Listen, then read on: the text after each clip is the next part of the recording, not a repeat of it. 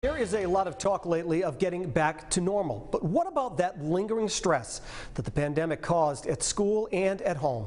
Here to share tips on how parents, teachers, and students can move forward, Kyle Quadros, head of the Barnard School. Good morning, Kyle.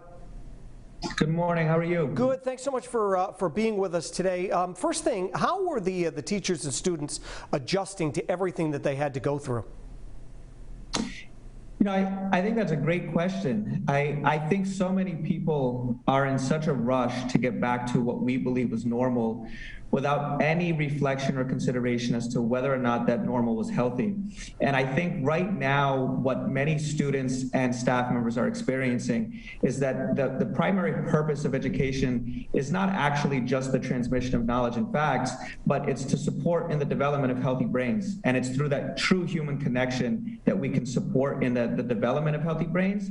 And I think so many staff and students are excited to just get back to that genuine human connection and start to construct a new normal of what K-12 education can look like. I'm sure you have seen people when they first see each other for the first time, the big smile on their face. Everybody is really glad to be around others. So how can parents and children now cope with that lingering stress? Because some people still feel, a little weird about it. And what are the best ways that we can move forward? Yeah, it's interesting because for the last year and a half, we've lived in this fascinating paradox that what we typically need to support an emotional recovery is paradoxically what caused harm for many of us, which is the physical and close contact with people. And so I think right now it's important to understand that while the pandemic caused a lot of stress and potentially some trauma for many people, it's important to understand that some stress is good. And it's more important to understand that not everyone experienced a prolonged activation of an overactive stress response system. And so for us to understand, coming with a space of empathy and compassion and free of judgment, not only for everyone else, but for ourselves, and really preserve a space to experience your feelings, preserve a space to play, and understand that for many, the reaction during the pandemic is a normal reaction during an abnormal time. And so just accept everyone in their authenticity and provide a space for empathy and compassion. Now, we heard about this not too long ago. The PCD has also partnered with you folks at the school, and this is big for the upcoming school year. What can parents and students expect to see? There's a lot of really great energy right now at Providence Country Day and Barnard.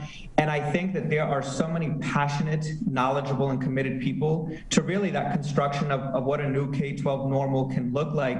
And so I think what people can expect to see is a program unlike no other, where there's a genuine commitment to an academically robust, rigorous, and enriching experience that is married with an unwavering commitment to the emotional and psychological development and well-being that collectively supports an unfolding true human potential for all of our students. And so there's going to be a lot of cognitively stimulating, but really supportive and enriching programming happening at Barnard and PCD this year. Now, we don't want to rush the summer by any means. We want to enjoy the sunshine and be with family and friends. But what can students look forward to when they do get back in the fall? And I would imagine a lot of kids, because of everything they had to deal with, maybe they never experienced a quote-unquote normal year. So they may be looking forward to fall rolling around.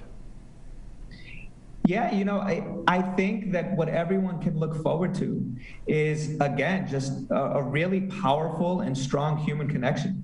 Just finding the space to be accepted in your authenticity, finding the space to be cognitively challenged, and really some hands-on learning. But more importantly, just really connect with one another and find a real joy in learning and come together to collectively construct and pioneer what K-12 education can look like post-pandemic, which I would argue is going to be better than what we've all experienced before that. And this has been a great opportunity, and the partnership really enriches a K-12 experience that will be unparalleled throughout Rhode Island. And so I'm excited to have everyone back in buildings. I'm excited to have everyone come together.